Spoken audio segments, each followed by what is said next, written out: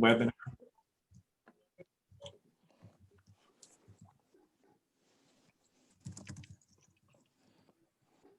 Good morning, everyone.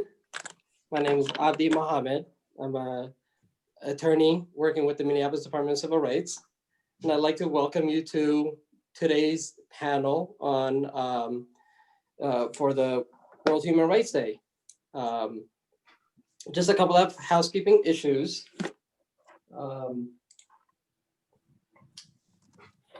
We'd like to invite questions in the chat.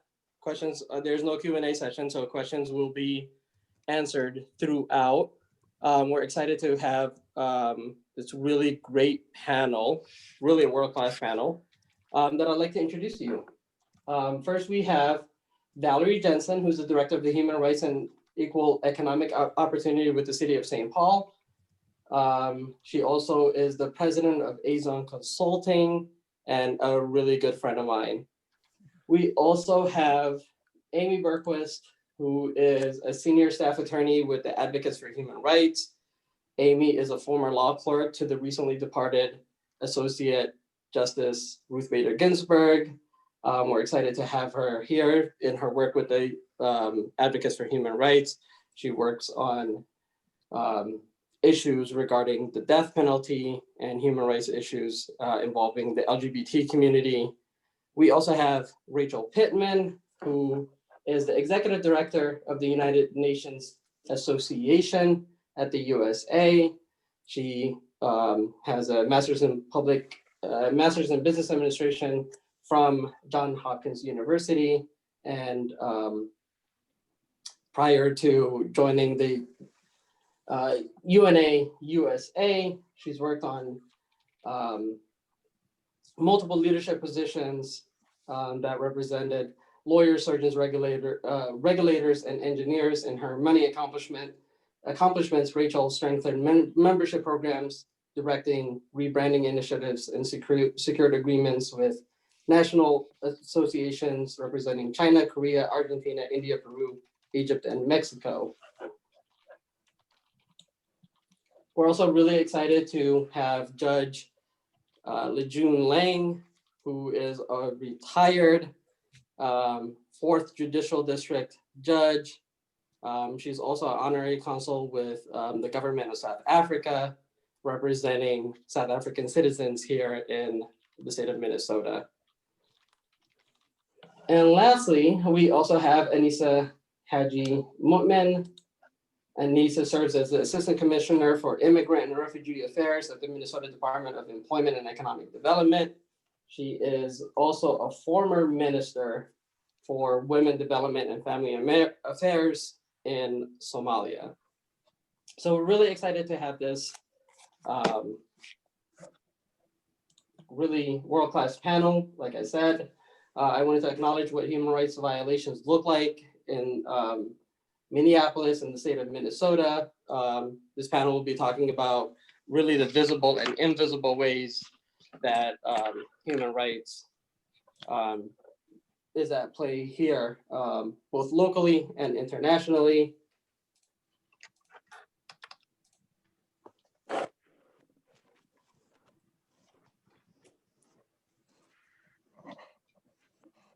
As part of this panel, I wanted to express a particular thank you to the UN Association, particularly the Minnesota chapter, the City of St. Paul, the City of Minneapolis, departments including the Civil Rights Department, my home department, the Coordinator's Office, including the Division of Race and Equity, Neighborhood and Community Relations, including the Office of Immigrant and Refugee Affairs, the Centers for Victims of Torture, Advocates for Human Rights, and Linden Hills Neighborhood Council. So with that said, we're really excited to be able to get this panel going. I'd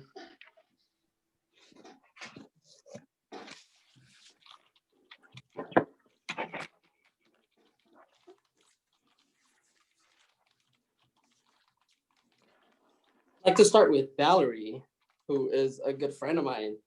Hi, Val. Hi. Oops. I So always Val, keep pressing my video off. I know I'm having technical glitches too. My iPad keeps sliding off. So you run the Department of Human Rights and Equal Economic Opportunity in a Yes, city that is a majority minority city. yes, Can you talk about, can you give us a quick introduction yeah, of your work and what that yep, means to carry out that work in a majority minority city? yeah. So thank you, fellow panelists, and thank you, Mr. Mohammed, for hosting all of us. Thank you to Ian, who reached out to me, and to Edmundo Lijo, who's in our office, who also connected me to all of the work that's happening here. Thank you all for allowing me to be part of this. I think it's always important on Human Rights Day and almost in any day to really start out with who we are as human beings.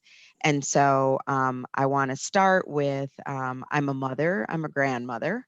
I am a wife. I am a St. Paul resident. I'm born and raised in Minnesota. I'm a lawyer. I'm a law school professor. I'm a survivor of domestic abuse. I'm a business owner, and most importantly, I'm a human being. And with that comes along all of the trials and tribulations of existing in our current world. Hero, I'm very fortunate to become the director of Hero in January of 2020. Of course, you know, that gave me 2 months of being director for normal time, and then COVID hit. So in the Department of Human Rights, we've had to really pivot a lot, right, to continue to do the work that we do. But in my department, in human rights, we do employment, housing, tenant protections, and conversion therapy enforcement. So that means discrimination enforcement of all of the categories that fall under the human rights. Documents and ordinances. We also do labor standards enforcement, which means that the city of St. Paul has enacted an earned sick and safe time ordinance, which means that people who may not qualify for vacation or sick time who work in the city of St. Paul can still earn sick and safe time so that they can take that when they need to. The other thing is we just implemented our minimum wage ordinance. It began July 1st, and that is a process of which we want everyone to be able to have a livable wage that works in the city of St. Paul. And so eventually, as we progress through that, we will get to a $15 minimum wage. The other things that we do in the Department of Human Rights is we also support 5 commissions and committees, which is really the community work that we do, which I think is critical to the work that we do in human rights. We have the Police Civilian Internal Reviews Commission, which is part of our department. That's where you can file complaints if you believe that you've been mistreated by the police in St. Paul, and we go through a complete review process. Also, the HERO, or the Human Rights Commission, which is a critical commission that looks at not only my department and what we're doing, but also looks at the key issues that are going on in the city of St. Paul. And that is a 21-person commission that is really critical to the work that we do. We also have the Mayor's Advisory Commission on Aging and the Mayor's Advisory Commission on Disabilities. In my department, we hired our first ADA coordinator who is critical to the work that we're doing as far as human rights and has been instrumental in really bringing us to the forefront of dealing with people who come to the city that need assistance, as well as our employees who may have disabilities, whether they are visible or not visible disabilities.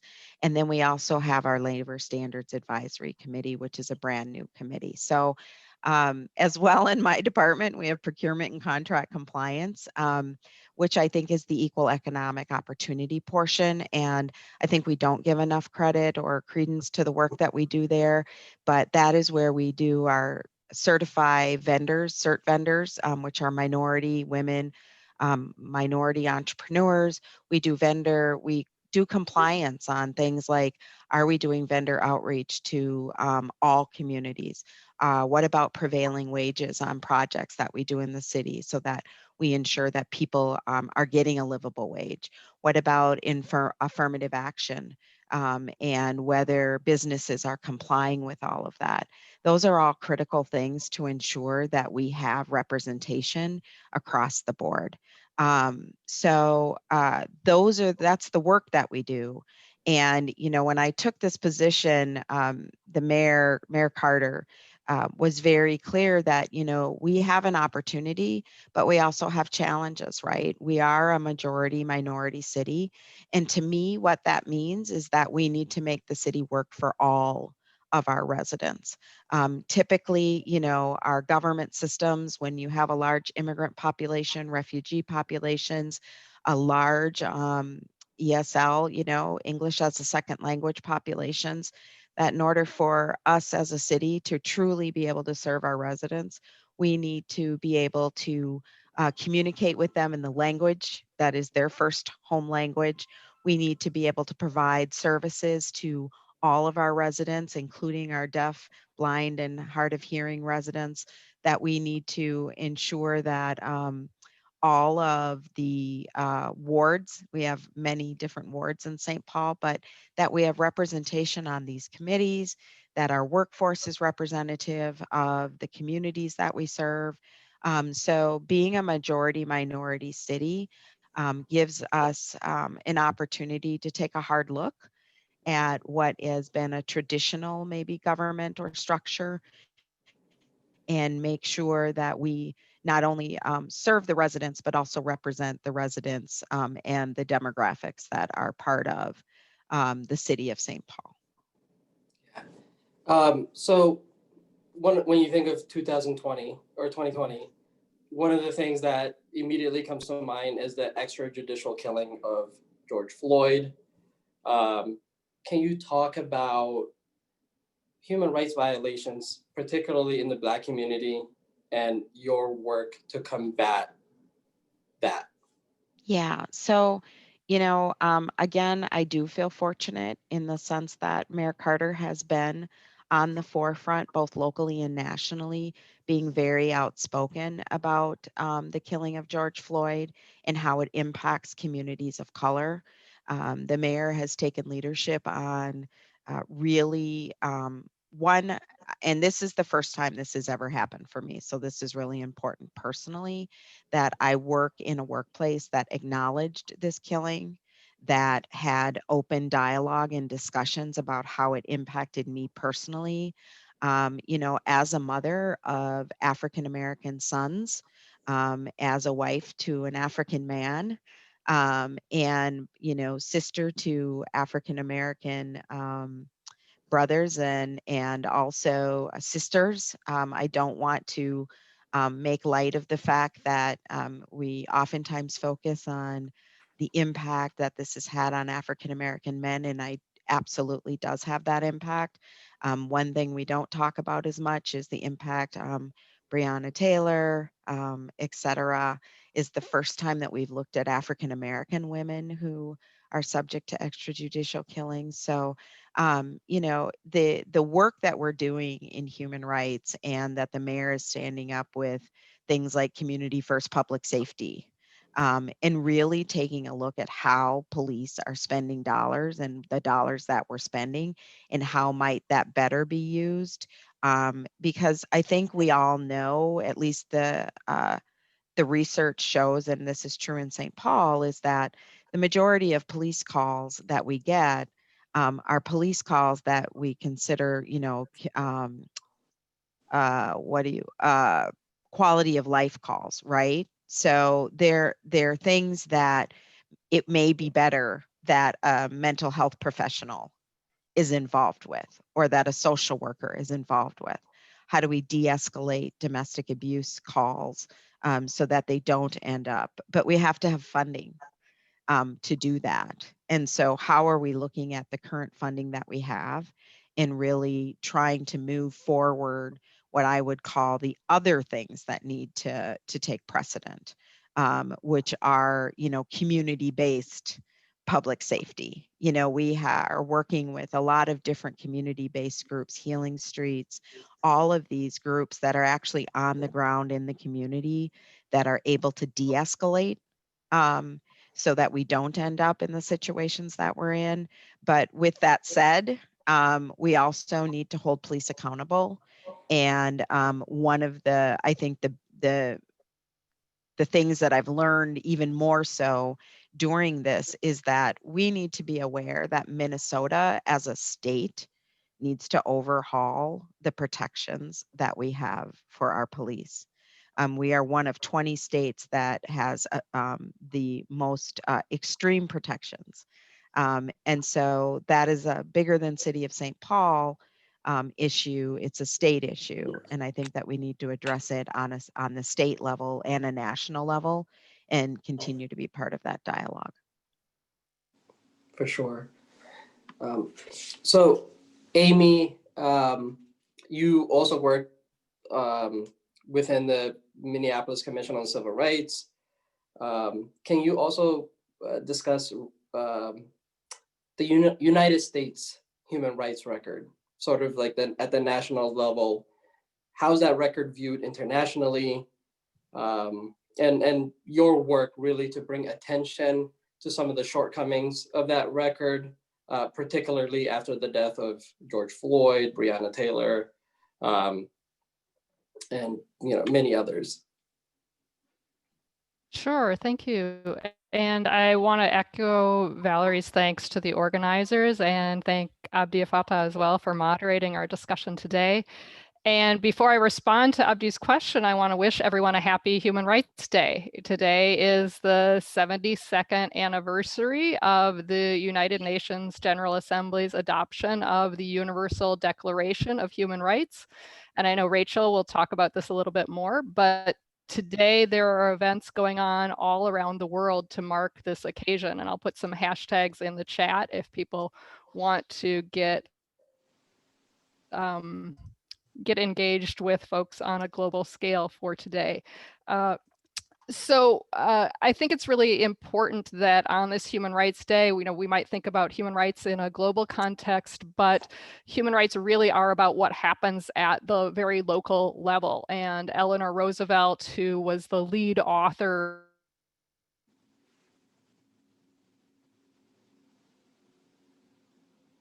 Uh-oh. Sorry, I think I'm back now. Sorry about that.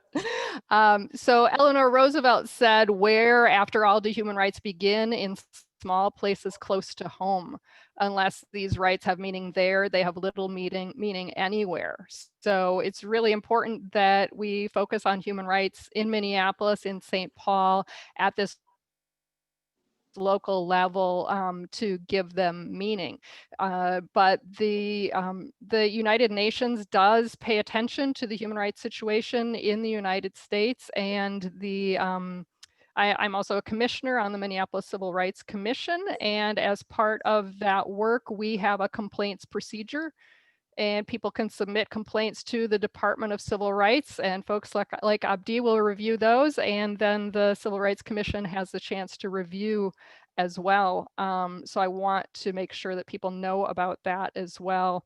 So I put that in the chat too, so people can know about that.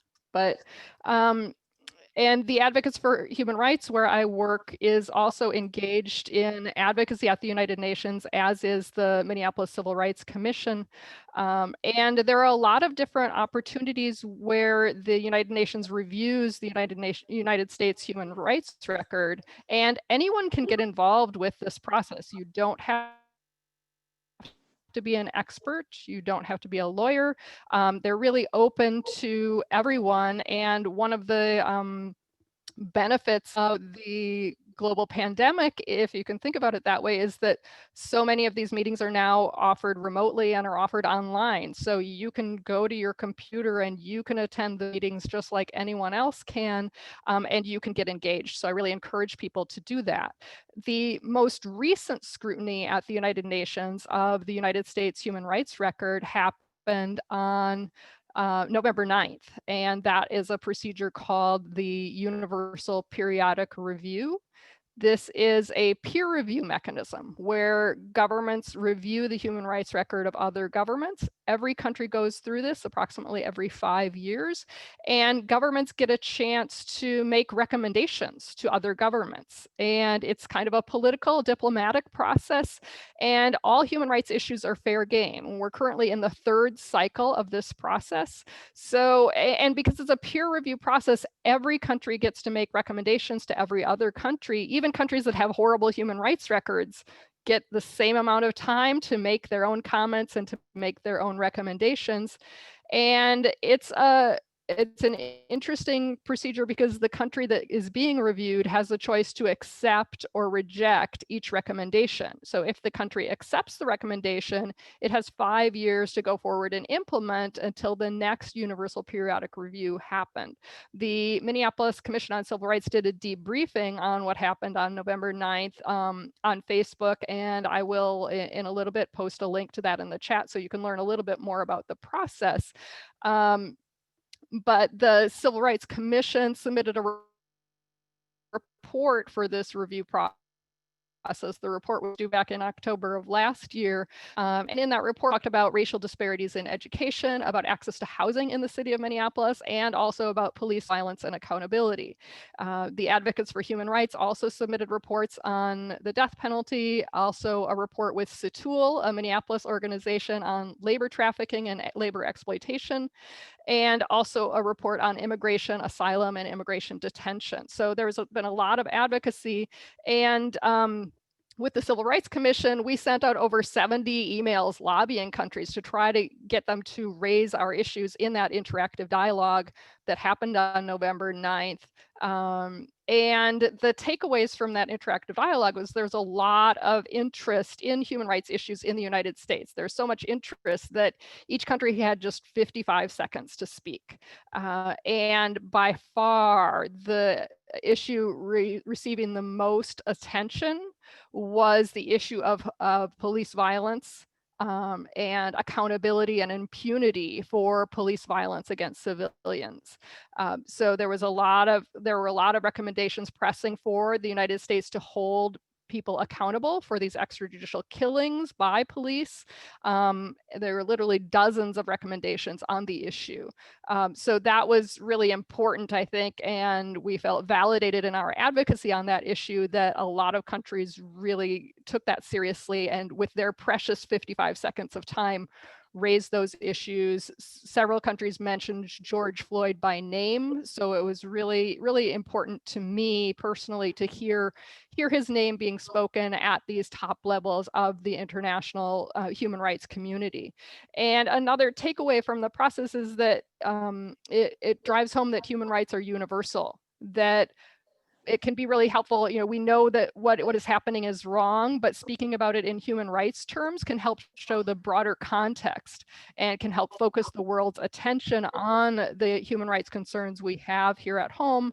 And it can also show commonalities. So police violence targeting people of African descent is not something unique to the United States. It's something that happens in France, Brazil, and other countries. And it's helpful, I think, to show the common threads about impunity and for police violence as well. And I think it's also points to the need for some common solutions. There are standards the United Nations has developed governing the use of force by law enforcement, also standards for investigating deaths that happen in suspicious circumstances. And we can use those standards to shape our advocacy, to guide what we ask of lawmakers and policymakers. And those international standards, because they've been developed by the international community, have a certain level of credibility. And the United States should be opting into recognizing those standards, because we're not above other countries in that regard. We should be holding ourselves to the same standards we hope to hold other people to. And another important takeaway, and this goes back to what the quote from Eleanor Roosevelt, is that although it's the federal authorities that engage with the United Nations, so much of what actually happens in the world of human rights happens at the state and local level. We really need to open up the lines of communication so that state and local authorities know what's going on at the United Nations and can engage and participate in that process. Because I suspect that if I weren't on the Minneapolis Civil Rights Commission and didn't do this advocacy as part of my work for the Advocates for Human Rights, probably the Civil Rights Commission wouldn't have been participating in this UN process. It's because I brought that capacity to the commission that we were able to do that. So it was really validating to hear that discussion, and there are important next steps coming out of that process.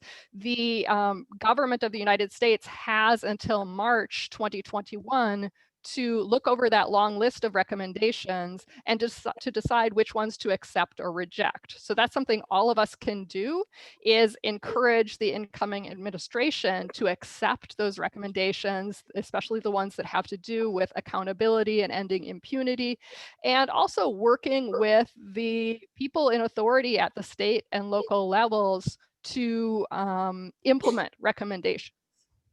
So that's those would be some next steps out of that process. But I'll wrap it up there and hand it back to Abdi.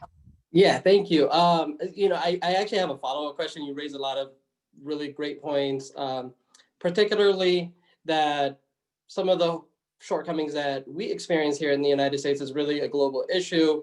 We recently saw, protests in Brazil and Nigeria and other parts of the world talking about, ending police violence against civilian populations. I wonder if you could talk a little bit, and other moderators are also asked to join in, if you could talk a little bit about US exceptionalism and whether our shortcomings has an impact on how other state actors behave with their populations. So Amy, if you can get it going. Sure, I can start out, and this goes back to some earlier advocacy that the Minneapolis Civil Rights Commission and the Advocates for Human Rights and over 600 different organizations around the United States and around the world did in the wake of the killing of George Floyd. There was a movement calling on the United Nations to have a special session to discuss police killings in the United States. What that request eventually turned into was an urgent debate at the Human Rights Council in June.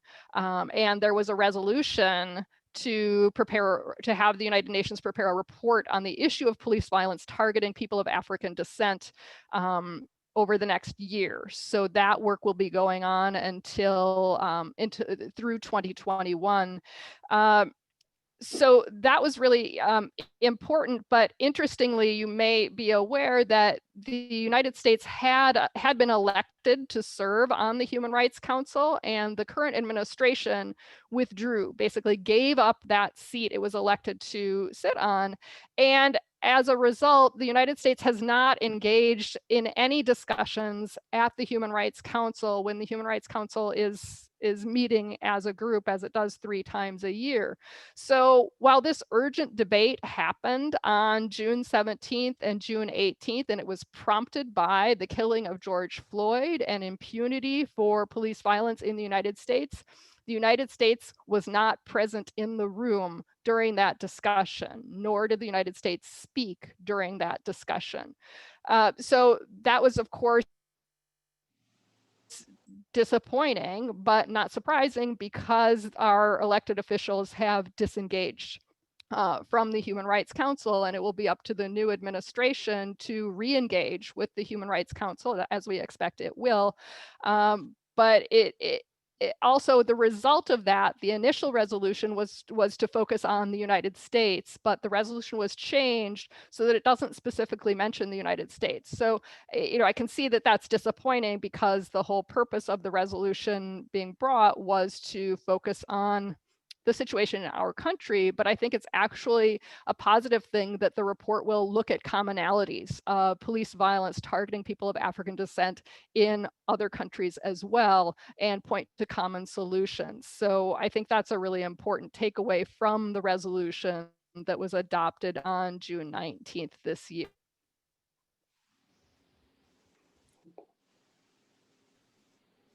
Val, I thought I saw your lips move. No, okay. No, this is Rachel. I was just gonna kind of reiterate what Amy just said, that the US no longer has a seat on the Human Rights Council. And if we are seen as a world leader and we're not at the table, we can't have those discussions and influence human rights issues around the world. And also other countries may not step up as well, because if a world leader isn't doing this, if the world leader isn't making changes in their countries, why should we? So there is a correlation and an impact when we're not at the table. For sure.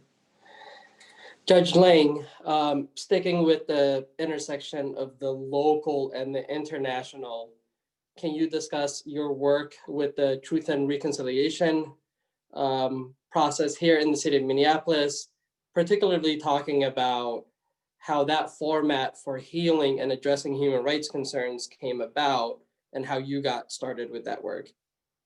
Certainly. I'd like to preface my remarks by saying on December 10th of 1948, when the Declaration of Human Rights was presented to the world, it was more than Eleanor Roosevelt at the table. When we tell the stories, we always pick one person, and everyone else who was in the room where it happened is forgotten. And so I want to give a nod to a Nobel Prize winner named Ralph Bunche, the first African American to win the Nobel Peace Prize. And he was in the room working with Eleanor Roosevelt as part of the American delegation to draft the Universal Declaration of Human Rights.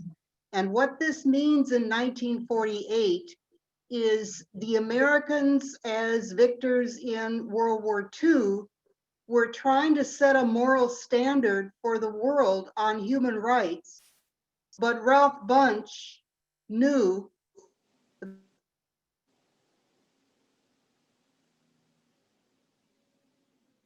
So Ralph Bunche was there creating a pathway forward for the recognition of rights that he did not have himself. And we so often as Americans try to create a myth of exceptions actions outside the United States. And so in that sense, I want to be able to say that our deficits on human rights have continued since 1948. We in the United States have had race-based segregation. We've continued to have disproportionate impact on people of color from all backgrounds in education, incarceration, access to justice. And from the human rights standpoint, we have a presumption of innocence and a right to trial. And in Minnesota, we have a state public defender system that is perilously understaffed. We do not have enough defense attorneys in Minnesota to properly, adequately, professionally represent persons accused in the courts. And then with the legal aid, with housing evictions and others, we do not have proper access and enough attorneys to represent the thousands of people who face eviction when the COVID-19 protections will come to an end. We are teetering on homelessness, and Minnesota is number 3 in the nation for rapid evictions. So in terms of due process and having the respect for human dignity and the rule of law, we are lacking. With regard to the Truth Commission, Minneapolis has established a Truth and Reconciliation work group to look at the different truth commissions and different opportunities to suggest a way forward for truth and reconciliation in the city of Minneapolis. This has never happened before, so this is a pioneering effort, and the city is to be really congratulated for envisioning this process. I served as an observer to the Truth and Reconciliation process in Port Elizabeth, South Africa, in the death of Stephen Biko at the hands of the South African police. And that Truth Commission, since it was set up by a national government, had the power to give amnesty if you told the full truth and that your actions were motivated by political ideology. And in the Stephen Biko case, the Truth Commission found that the police officers who were part of the death squad did not tell the whole truth in the death of Stephen Biko, so they were not granted amnesty. I also had an opportunity to take a group of law students to observe the Gacaca process, which was in Rwanda after the genocide. And in the Gacaca process, the community selects reliable people as fact finders. And then the people who are seeking amnesty must appear in their own community near where their crimes happened and tell the truth about their involvement. So it is quite an intimate process because it's a small country and very difficult for people to participate. So we actually have our first question in the chat. The question reads, what/how should we respond to someone who may counter by saying, US, don't preach to us when you treat Black and other people of color the way you do? So I guess I'll throw this question to the panel. How should someone respond to presumably someone else stating that we don't want to hear from you, US, considering how you treat people of color in the United States? Well, that's the brilliance of the Universal Declaration of Human Rights. In 1948, Europe still had most of Africa under oppressive colonial rule. So all these documents are being drafted, but the African countries are expecting the words on paper to mean something.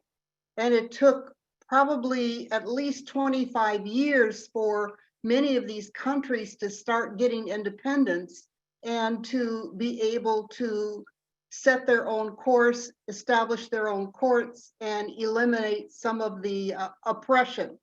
As we know, that oppression continues. And so it's not an either-or situation. We have globally a responsibility to help everyone, including the United States, rid itself of the badges and incidents of slavery, oppression, abuse of Native Americans, trafficking, all the things that we have commonly done around the world.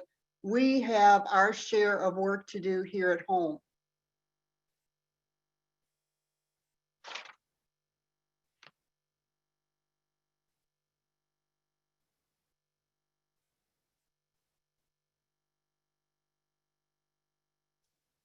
Abdi, it looks like you're on mute.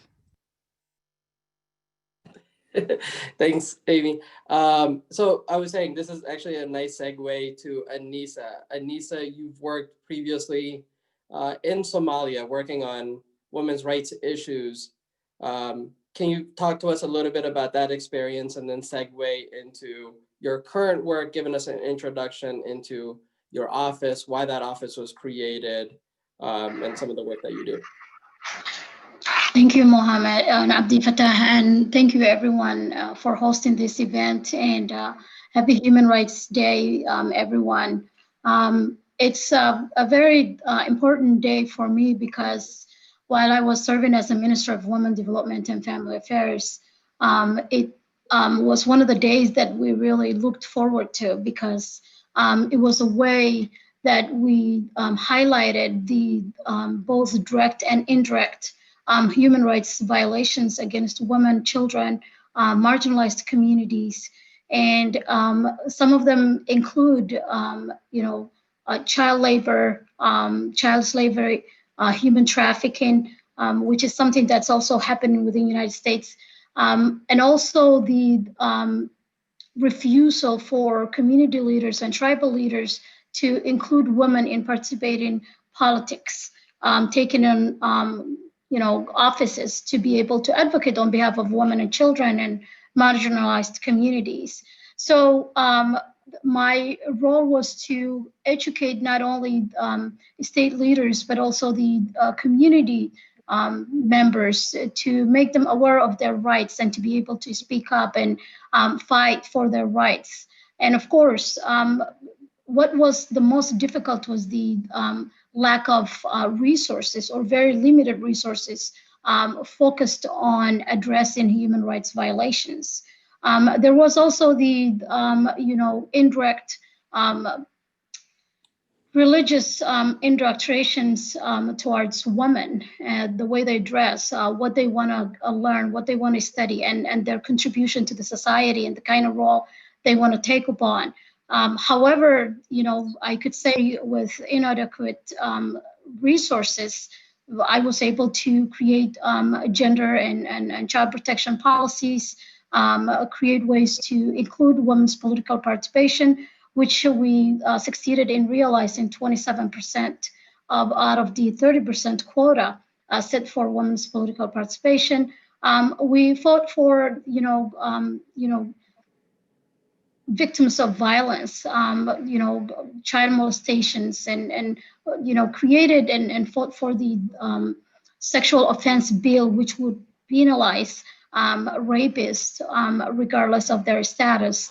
However, there are a lot of issues still happening, not just in Somalia, but all over the world when it comes to the lack of protection for children and for women, and even marginalized communities.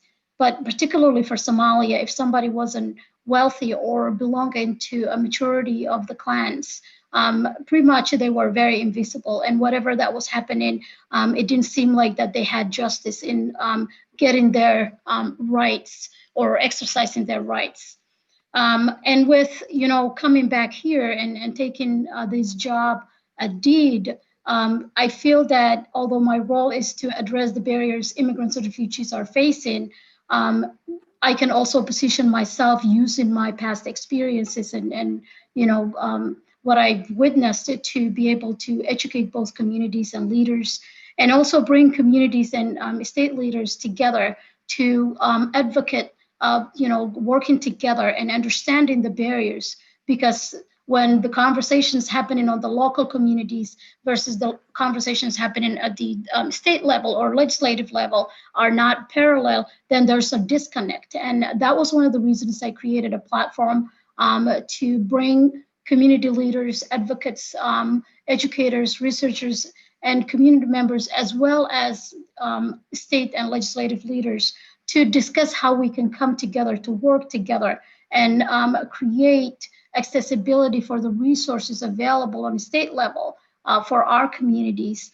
And the other thing is also to help highlight the immigrant refugee talents. As research shows, in Minnesota, we're losing $5.1 billion revenue for not utilizing immigrant refugee talents. It's not unusual to see somebody who is an immigrant or refugee with a PhD and yet working at a group home. Why is that?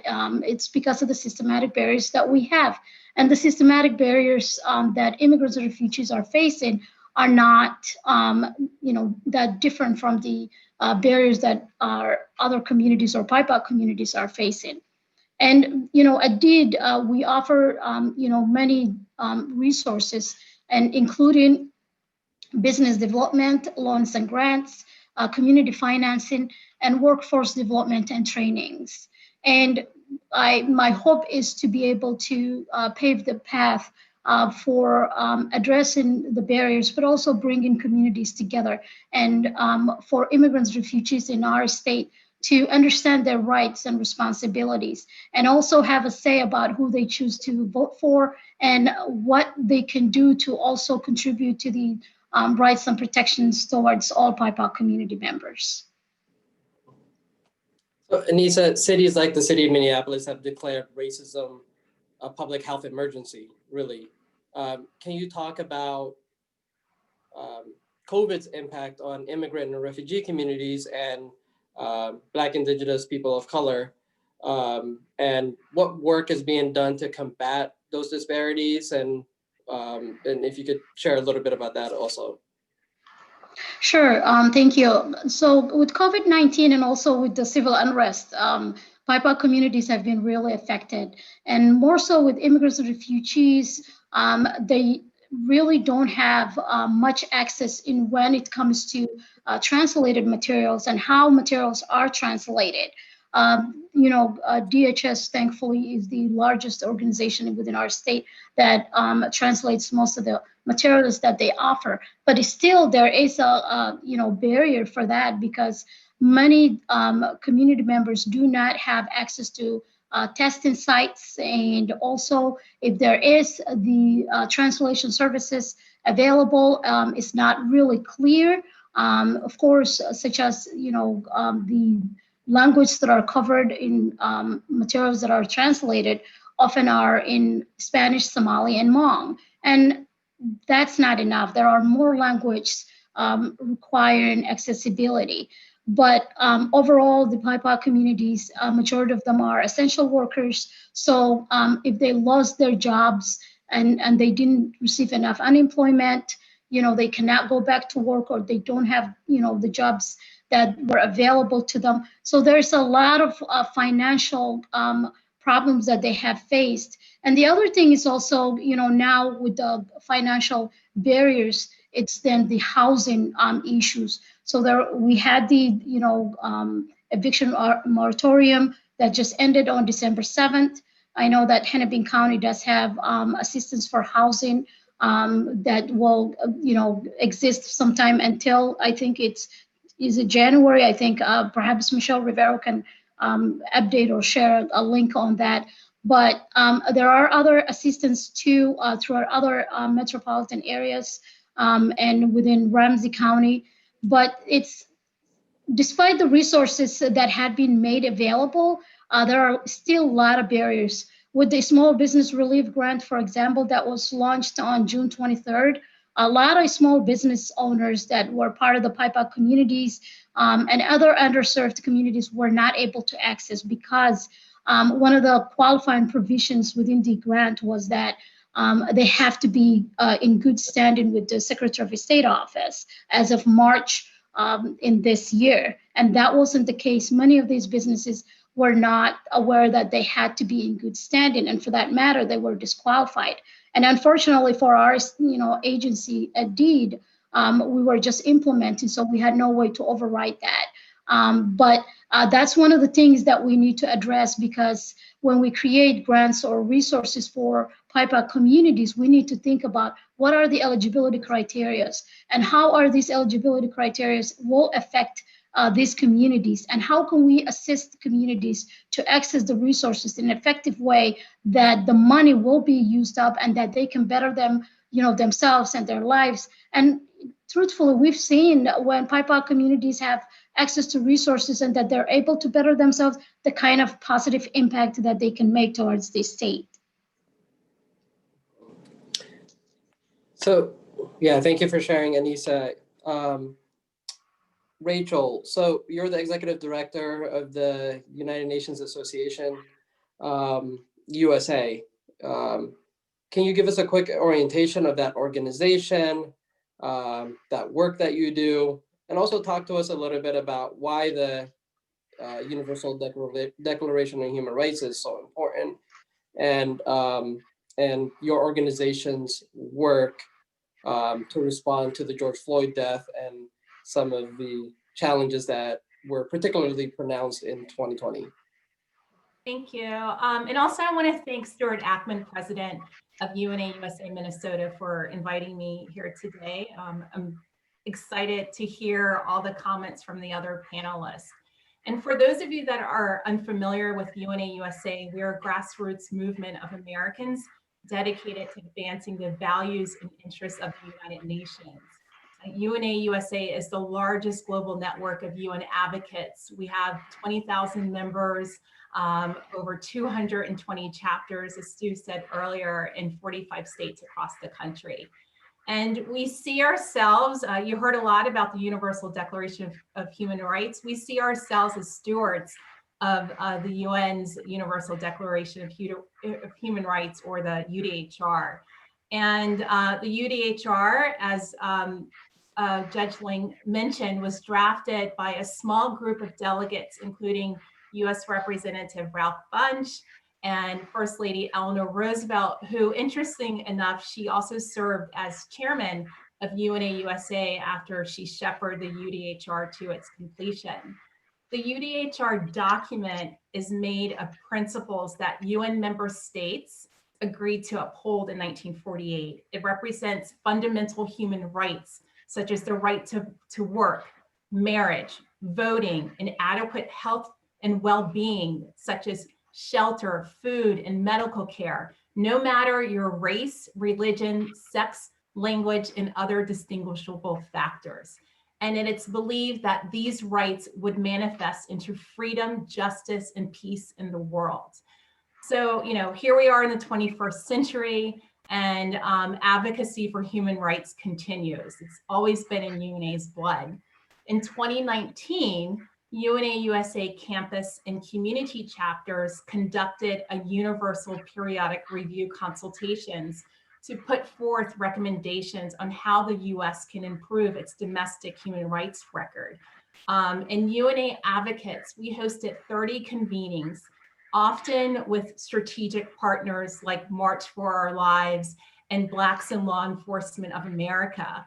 And ultimately, we submitted 11 reports covering issues such as trafficking, LGBTI human rights, gender equality, gun violence, election integrity, rights of migrants, as well as race and criminal justice, among others. And this program was so important because it provided us an opportunity to submit our findings to the UN Human Rights Council before its official review of the United States, which, as Amy had said, took place last month. So we started 2020 knowing that we would continue UNA's work on human rights, but we had no idea that it would be accelerated and that our stewardship of the UDHR would be needed now more than ever.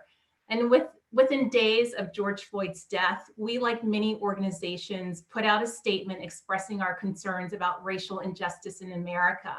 And in summary, our statement reminded people that after World War II, the US led efforts to create the UN's Universal Declaration of Human Rights to protect the rights of everyone, everywhere, but that we had not lived up to this ideal because human rights are not guaranteed for Black people in America.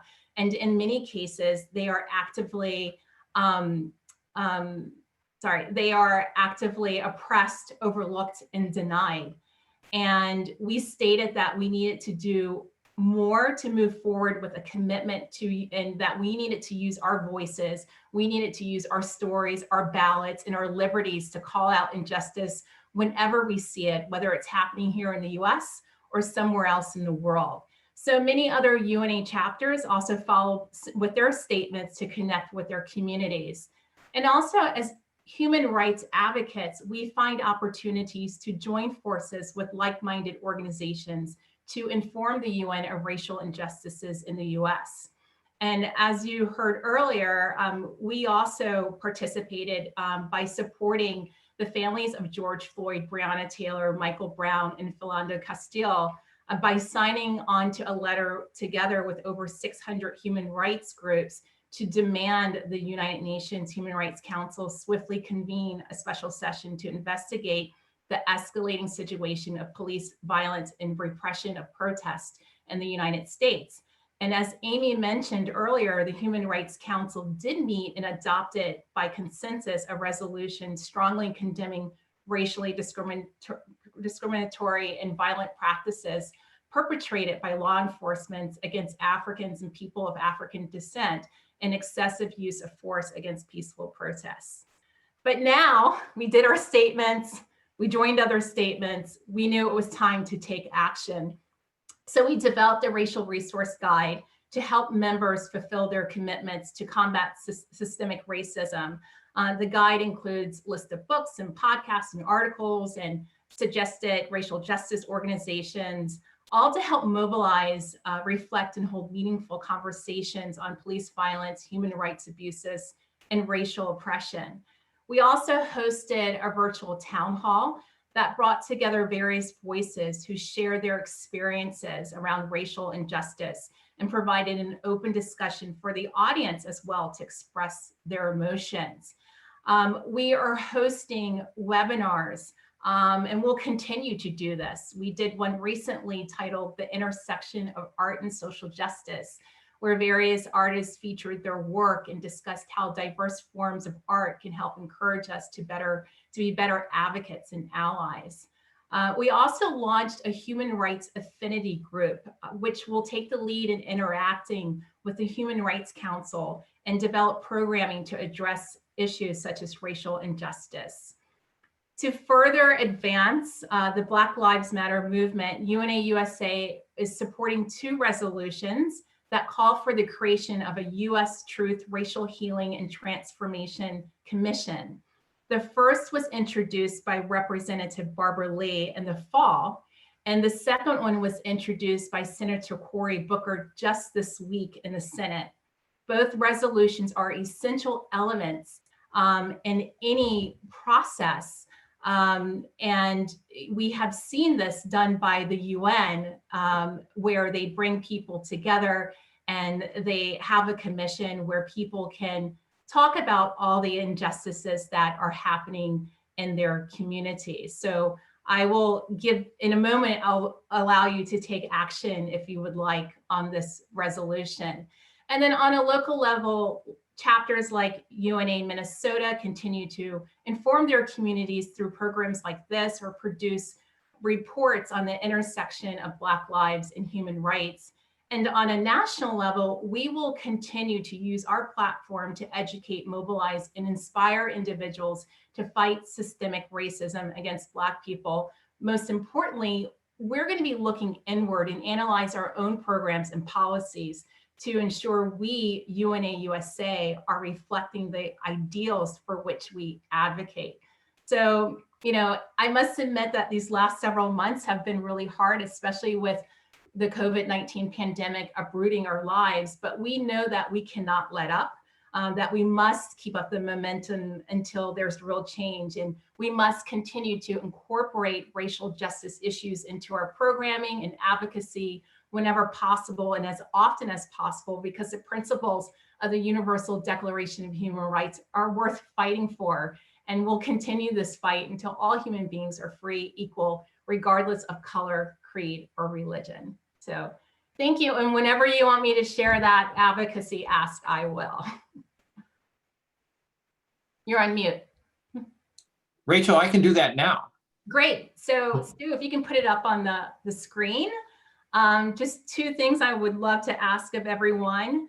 Just to let you know, when I talked about the commission, you can ask your senators, because we're working on the Senate right now, to support Resolution 50 to call for the creation of a U.S. Truth, Racial Healing, and Transformation Commission by texting TRUTH to 30644. So hopefully you will all participate in this, and it will help you contact your senator easily by texting, and then it will take you through the process. And then the second thing I just want to say, Stu, if you put the other slide up, is that there are many more ways that you can take action as a member of UNA USA. So when you join UNA USA, you're joining over 20,000 Americans around the country who know the importance of the UN and understand that we need the UN to make our world more just, healthy, and fulfilled. And you can learn more at unausa.org. So thank you for giving me time. Yeah, thank you. So you touched on a really important point, that is that COVID has been, in a way, debilitating to our ability to be active in combating some of the human rights violations that were particularly pronounced in 2020. In addition to your advocacy ask, what other recommendations do you have for the attendees and your fellow panelists when it comes to being actively involved, considering the limitations that we have going on Yeah. in 2020? I mean, there are, just in general with advocacy and activation, I think that the pandemic is making us think outside of the box. So I love that, you know, thinking of ways of bringing people together on Zoom, for example, and be more creative. We're using art, you know, how do you use art and social justice? Think of those ways. Call organizations in your community and see where you may be able to help with their advocacy and activations as well. They might need you to do letter writing. They may need for you to participate on a panel. I mean, it's not just doing a petition or calling your members of Congress. You also need to figure out, by what we've heard today, ways to connect with your local community, find out what organizations are doing different activities around racial justice and how you can support them, because you can do that from home. It is possible to get involved. So, yeah. Thank you. So speaking of getting involved in advocacy, Judge Lang, you also work on matters of police accountability. And recently that work led to an appeal internationally seeking UN intervention. I'm wondering if you could talk a little bit about that appeal. What was the ask, and what does intervention from the UN look like on a matter such as that? The UN has a Human Rights Council, and they also have experts that are either former UN Human Rights Council members or other relationships. And so we worked with the UN work group on the East Coast.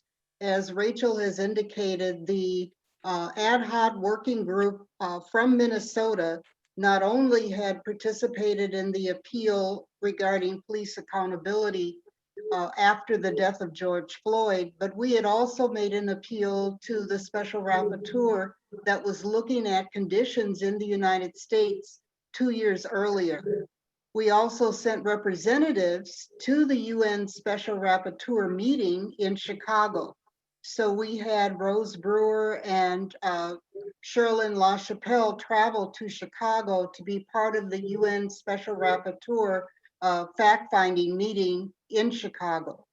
So there are various ways that you can work directly with the United Nations, and we have consistently done that to make sure that the voice is heard from Minnesota, that the voice of people of color is represented in terms of self-advocacy, and we feel that Gail McDougall and others who have been at the table and who are of African descent understand these issues uniquely and respect our voice.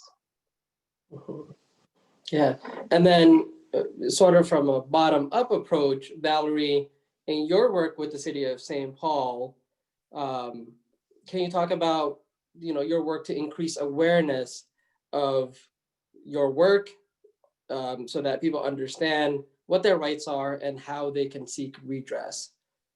Essentially, outreach efforts in the age of COVID to make sure that people understand their rights. Oh, you're on mute, Val.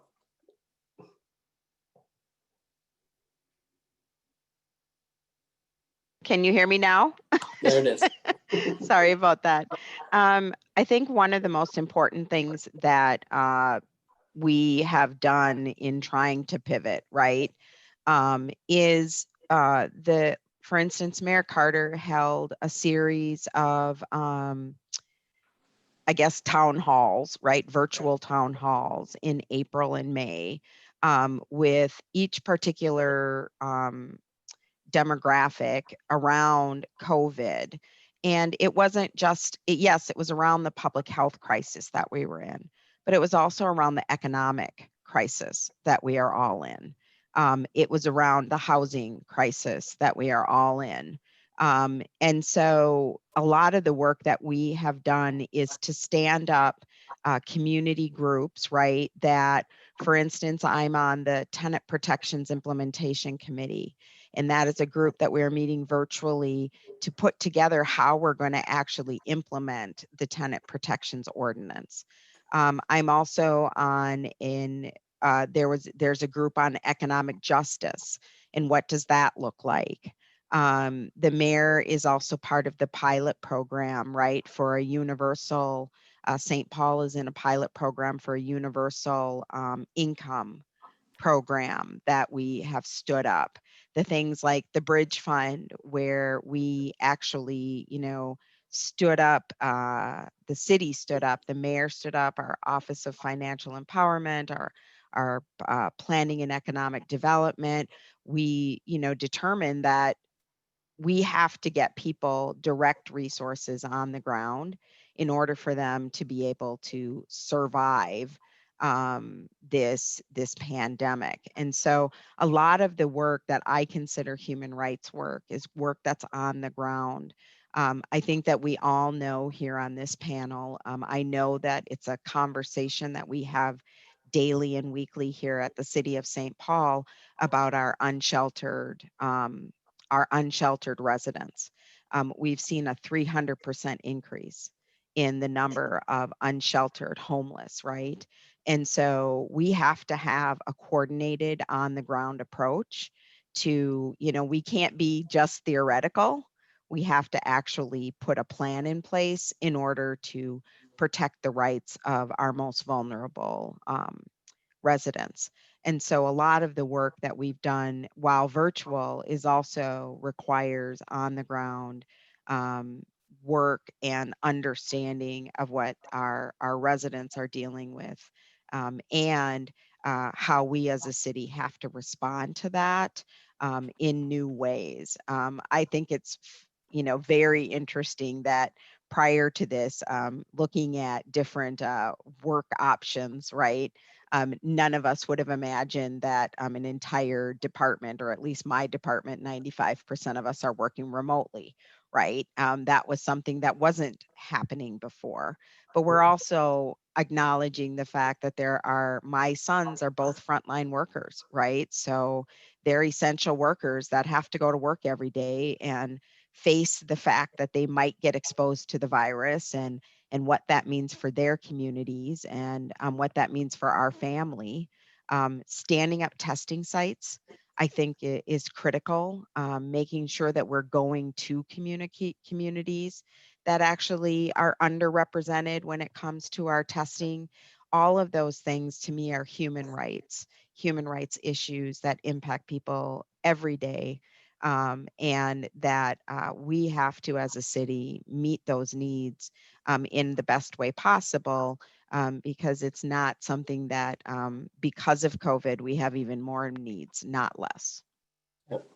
So we have a couple of questions from the attendees. First question asks if the panel could talk about Africa and the UN Security Council permanent seats.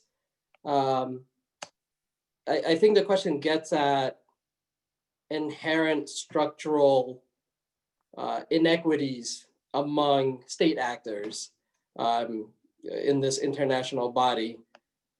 So I'll throw that to the panel to briefly discuss that. I'd like to start. I think you'd be great to start. Well, South Africa has been a representative rotating on the UN Security Council. And there is a long overdue need to have the entire continent of Africa have a representative. We have states, single states, that have representatives on the UN Security Council, but the continent of Africa has been deprived of permanency in terms of representation. So that is long overdue. Yep. We have another question. Question asks, what are cities doing to curb the digital divide? I think Val, you're our city representative, so I'll throw it to you to start off, and then I think other panelists can jump in and discuss what their organizations are doing to tackle that issue.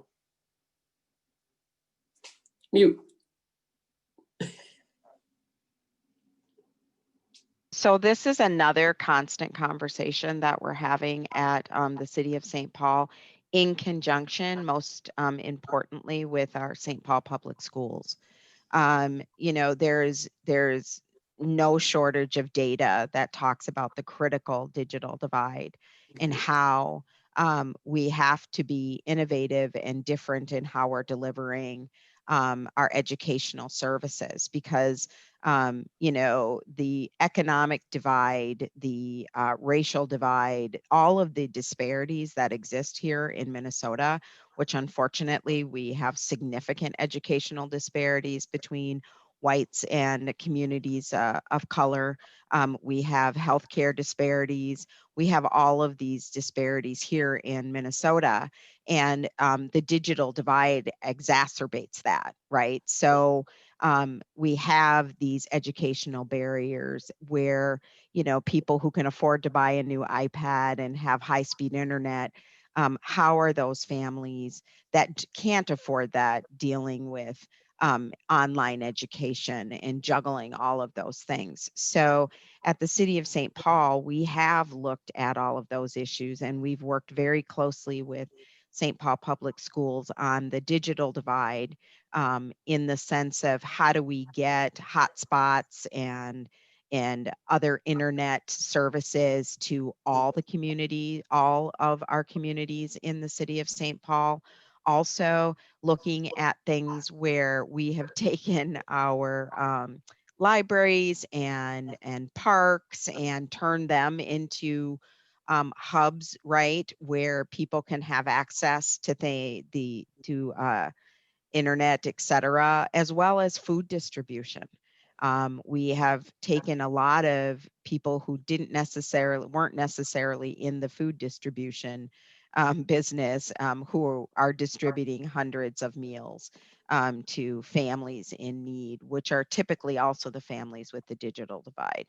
So, you know, we are working very closely. I watched a documentary where there are communities, not necessarily in Minnesota, but across the country, where they are missing 7,000 families, right, who didn't enroll for school in some of our bigger jurisdictions. I mean, that is just unreal, right? In the United States, that we have communities where we have so many families who are not even having children. And oftentimes these are elementary school children who are not, you know, in school now because of this digital divide. So I think it is going to be a challenge. And I do think that we need to continue to be mindful of this even after COVID, because COVID has shown the gaps, but we need to make sure that even when COVID is done, that those gaps don't go back into the shadows, and that we are not addressing the needs of the economic injustices that exist in our community and across the country. Yeah, so as the parent of a first grader, I can personally attest to how this year has been a lot of work. Yes. Particularly for parents. You mentioned elementary school age kids, but this issue of the digital divide impacting educational outcomes and educational opportunities, I feel, is particularly pronounced in Yes. immigrant and refugee communities. Absolutely. So I wonder if Anissa, if you can lead with that point and talk about what you're seeing in your work regarding that issue. All the immigrant refugees are dealing with various barriers, including immigration, and a lot of people being stopped and incarcerated and eventually deported. And most of the cases reach us by the time the detainees are ready to be deported, by ICE. And many prisons in our state are contracting with ICE, where actually this is creating a major issue with immigrants and refugees. But then there's also the issue of accessing information through our state system, which many times may not necessarily be in the language that they want. And I'm hearing that, especially immigrants of, Asian Indian women I was speaking with yesterday, for example, are saying they don't have sight testing. So this has been really very difficult. And, a lot of people are taking upon themselves to do the work and kind of bring finances together to help with families in need of housing, food shortages. Especially when we talk about food shortage, we don't really talk about the need for culturally sensitive food, that many times the food that are provided isn't something that many communities can rely on. And for vegetarians and especially the Indian communities struggle in finding vegetarian-based food. So it's been extremely very difficult. And it seems communities that are not really speaking English or have members in their family or relatives that can read or write and understand English are even worse, because whatever the resources might be available, it may not be in their language. Hence, most of our resources, pamphlets and leaflets do not go out addressing, non-traditional English speakers. So it seems the barriers are really endless. And I also acknowledge and appreciate the fact that our, state leaders are working hard to create ways to address this, and also myself to reach out to communities and come together to address the issues and ways to find a solution to these problems, not only by COVID-19, but also existing issues prior to COVID-19. As we understand, a lot of immigrants and refugees that come here, when they work, they're not only making ends meet for their families, but they're also supporting loved ones in back home. And that has been extremely very difficult. Yeah, absolutely.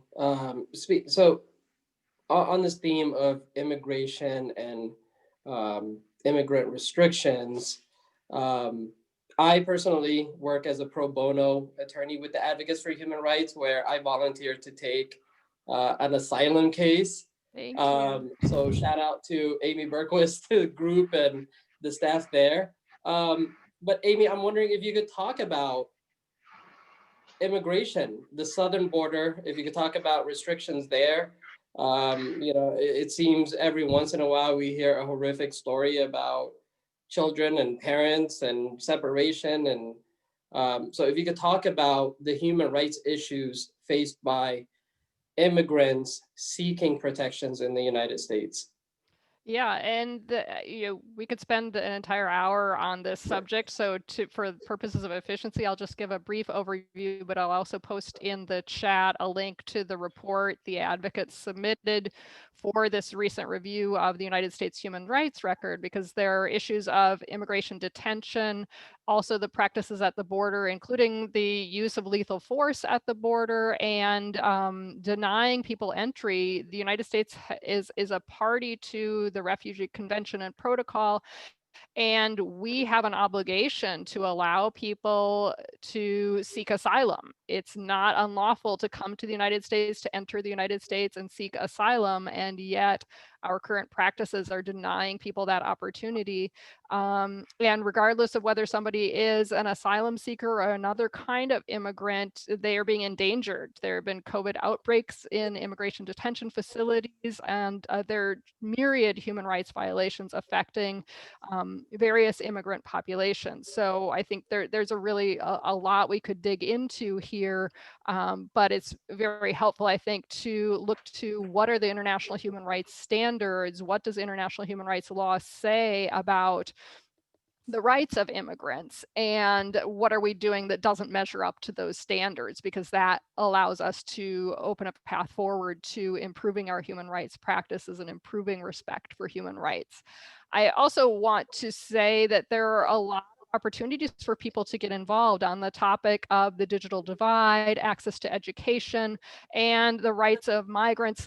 There are, my experience on the Civil Rights Commission is a lot of people just want to be heard. They know that something has happened that's wrong, and they want to have a voice for that, have an audience for that. And sometimes that means presenting their information to the Minneapolis Civil Rights Commission.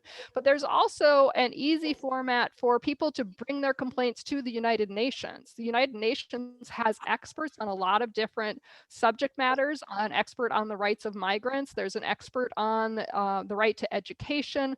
There are experts on a lot of different topics, and you can bring a complaint yourself, whether you're the one whose rights have been violated or you're interested in this, you know somebody whose rights have been violated about the digital divide or whatever topic it is that you are concerned about.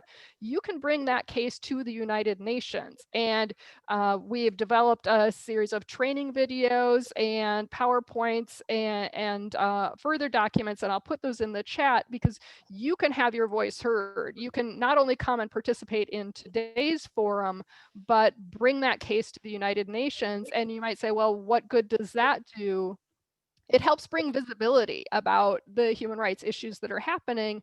And it can also allow the United Nations to see the common threads, because if you are talking about one case, there may be dozens of cases that are quite similar. And if the United Nations receives more of that information, that helps the United Nations to focus its attention on what the different problems are. And that can be very helpful. Also, with respect to immigration, one project, and this is a chance for people to get involved, the Advocates for Human Rights coordinates a court monitoring project in immigration court. And we have a similar court monitoring project for cases involving gender-based violence. And you all can volunteer and get involved in those projects as well. So I'll put a link in the chat for people who are interested in engaging in that way. And also on the rights of immigrants and refugees, we know, and I think Anissa alluded to this, there are a lot of connections between people who have come to the United States and their folks' family back home. And we know that a lot of people who are in the diaspora are still engaged, and really, you know, they of course are fighting for human rights here in the United States, but they're also fighting for human rights back home. And that's another thing the Advocates for Human Rights does, is we work with diaspora communities that want to improve human rights in their country of origin or ancestry, because they can have their feet in both worlds and really make a big difference in both worlds as advocates for human rights. So I'll put a few links in the chat and hand the floor back to Abdi Fattah. Yeah, May thank I you add so much. something? Yeah, please. When we work with people who want to file a complaint directly with the UN, we let them know that if their complaint involves a certain country, that country is going to be given a copy of the complaint. It is not a secret process. So if there's family members or others who may be endangered by the situation being revealed, that we have to discuss in advance so people fully understand the scope. I visited the grave of a woman in Rwanda who had written the United Nations to let them know in advance about the genocide, and she was killed. And so we have to let people know what they're getting into when they make these individual complaints. Yeah. Thank you so much, Judge Lang. So we're nearing the end of our time here. So before some of my closing remarks, I wanted to invite the moderators to give their final thoughts, but I also want to leave with this one last question. So in 5 years or 10 years, when we reassemble, when we get back together and we're discussing human rights issues, what issues will we be talking about? What are the trends that you're seeing? What are the hotspots? What is something that's in the pipeline coming down the pike that we should be cautious about, guarding against? So we can go in order. So first screen that I see is Rachel Pittman. Yeah, I think overall at the UN, the biggest issue is climate. And there is a lot of issues around climate justice. So if you want to connect it to human rights.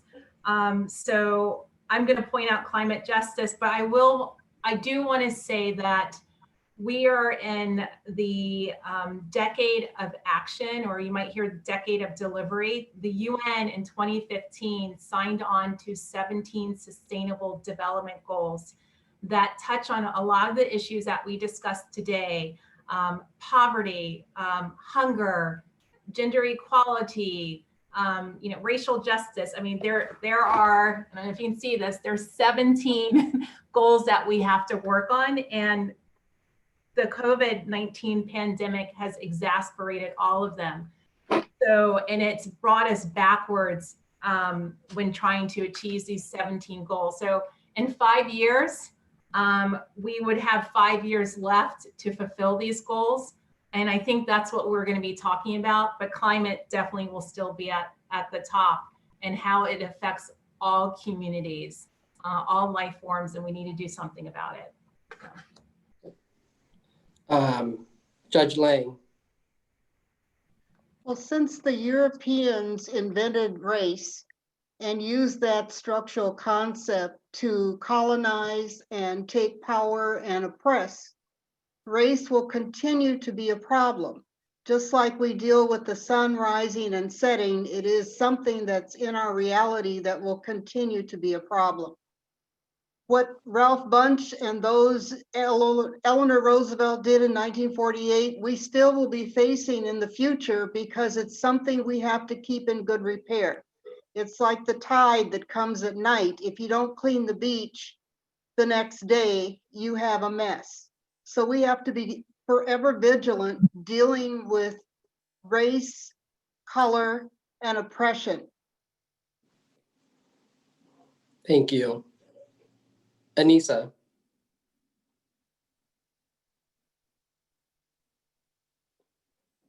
5 years from now, or even before that, I hope to see actually for our state have Office of New Americans that oversees the legislative and policy advocates for immigrants, refugees, creating a bridge that's effectively connecting immigrant and refugee talents, and hopefully closing the gap for these revenue losses for our state.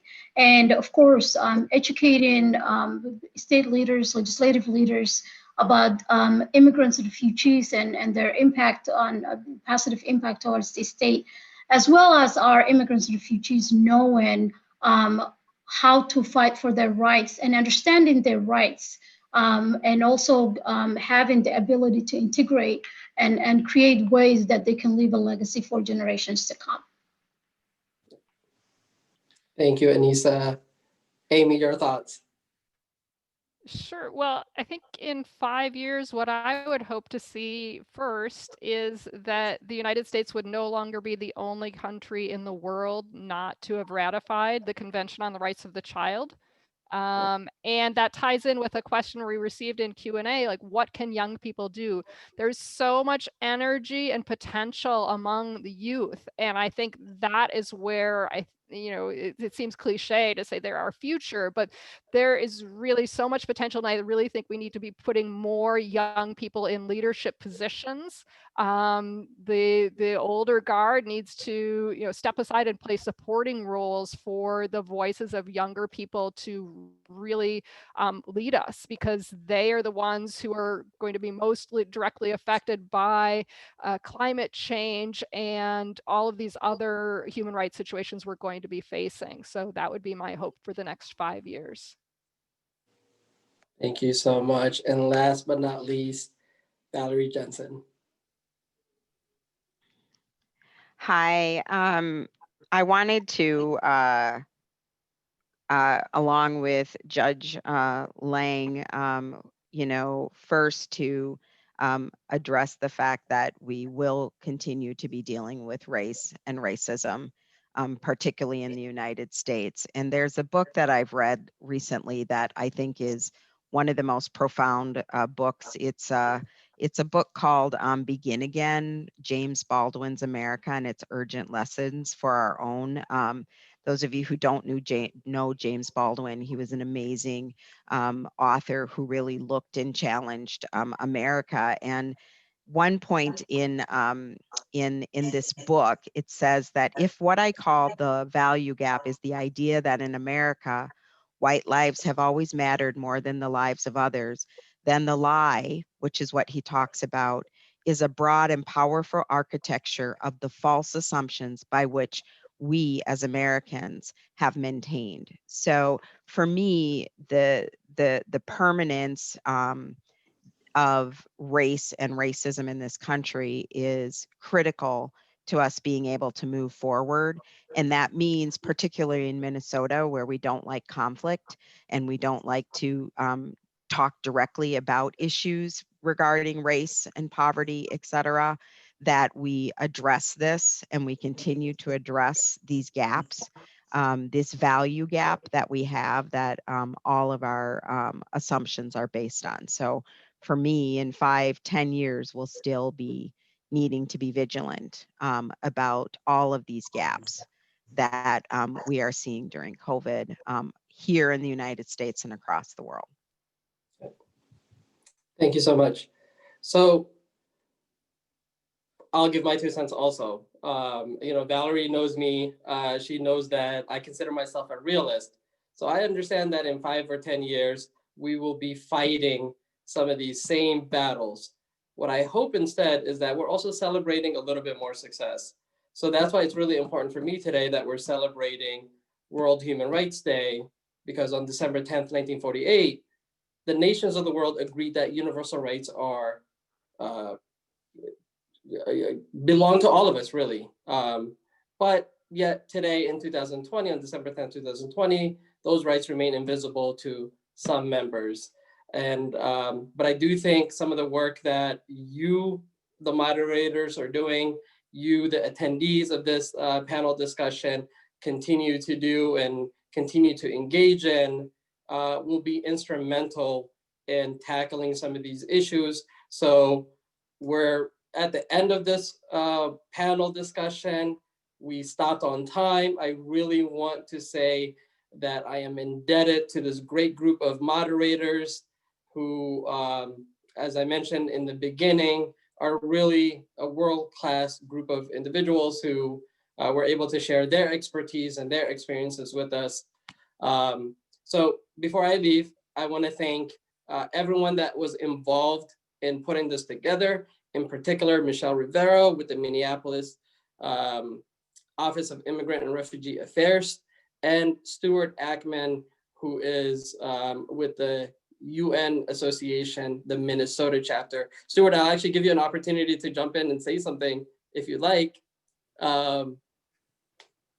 Okay, I'm so grateful for this panel today and inspiration for which it sets forth for us. And I agree with you, Abdi. We have our plate full of challenges and everybody else, but we've got a lot of momentum here too, especially if we connected. So I hope that we connected today. I think we did. Thank you very much. Thank you, Stuart. So in that vein of celebrating, I do want to remind that today at dusk, the 35W bridge will be lit up blue and white. So people will be there to celebrate. I know Michelle Rivera will be there.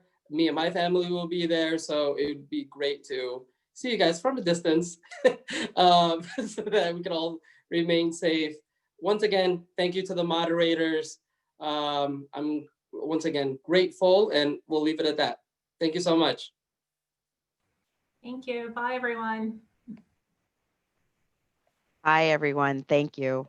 Thanks, Val. Bye, thanks. Thank you. Bye. Good to see you, Anissa. Goodbye. Thank you so much. Thank you, Judge.